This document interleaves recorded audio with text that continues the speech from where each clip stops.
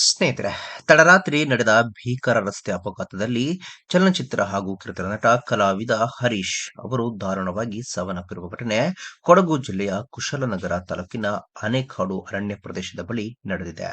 ರಾಷ್ಟ್ರೀಯ ಹೆದ್ದಾರಿ 275ರ ಆನೆಕಾಡು ಸಮೀಪದಲ್ಲಿ ಈ ಭೀಕರ ಅಪಘಾತ ಸಂಭವಿಸಿದೆ. ನಿನ್ನೆ ಕೆಲಸ ಮುಗಿಸಿಕೊಂಡು ತಡರಾತ್ರಿ ಹರೀಶ್ ಅವರು ಕುಶಾಲನಗರದಿಂದ ತಮ್ಮ ಸ್ವಗ್ರಾಮದ ಹೊಸಕೋಟೆಗೆ ಕಾರಿನಲ್ಲಿ ತೆರಳುತ್ತಿದ್ದರು. ಈ ವೇಳೆ ರಸ್ತೆ ಬದಿಯಲ್ಲಿ ನಿಂತಿದ್ದ ಟ್ಯಾಂಕರ್ಗೆ ಕಾರು ವೇಗವಾಗಿ ಡಿಕ್ಕಿ ಹೊಡೆದಿದೆ. ಟ್ಯಾಂಕರ್ಗೆ ಡಿಕ್ಕಿ ಹೊಡೆದ ರಭಸಕ್ಕೆ ಕಾರು ಸಂಪೂರ್ಣ ನುಜ್ಜುಗುಜ್ಜಾಗಿದ್ದು, ಹರೀಶ್ ಅವರು ಸ್ಥಳದಲ್ಲಿಯೇ ಕೊನೆ ಉಸಿರೆಳೆದಿದ್ದಾರೆ. ಮೃತ ಹರೀಶ್ ಅವರು ಬಹುಮುಖಿ ಪ್ರತಿಭೆಯಾಗಿದ್ದರು. ವೃತ್ತಿ ಜೀವನದ ಜೊತೆಗೆ ಹಲವು ಕನ್ನಡ ಸಿನಿಮಾಗಳಲ್ಲಿ ಸಹ ಕಲಾವಿದನಾಗಿ ಮತ್ತು ಕಿರುತೆರೆಯ ಜನಪ್ರಿಯ ಧಾರಾವಾಹಿಗಳಲ್ಲಿ ನಟಿಸುವ ಮೂಲಕ ತಮ್ಮನ್ನು ಗುರುತಿಸಿಕೊಂಡಿದ್ದರು. ಸ್ನೇಹಿತರೆ, ಹರೀಶ್ ಆತ್ಮಕ್ಕೆ ಶಾಂತಿ ಸಿಗಲಿ ಅಂತ ನೀವು ಕೇಳಿಕೊಳ್ಳೋಣ. ಸ್ನೇಹಿತರೆ, ವಿಡಿಯೋ ಇಷ್ಟ ಆಗಿದ್ರೆ ಲೈಕ್ ಮಾಡಿ, ಶೇರ್ ಮಾಡಿ, ಚಾನಲ್ನ ಸಬ್ಸ್ಕ್ರೈಬ್ ಮಾಡಿ, ಹಾಗೆ ಬೆಲ್ ಐಕನ್ನ ಕ್ಲಿಕ್ ಮಾಡಿದ್ರೆ ಹೊಸ ವಿಡಿಯೋನ ನೀವು ಮಿಸ್ ಮಾಡೋದೇ ಇಲ್ಲ. ಮುಂದಿನ ವಿಡಿಯೋದಲ್ಲಿ ಭೇಟಿಯಾಗೋಣ. ಧನ್ಯವಾದಗಳು.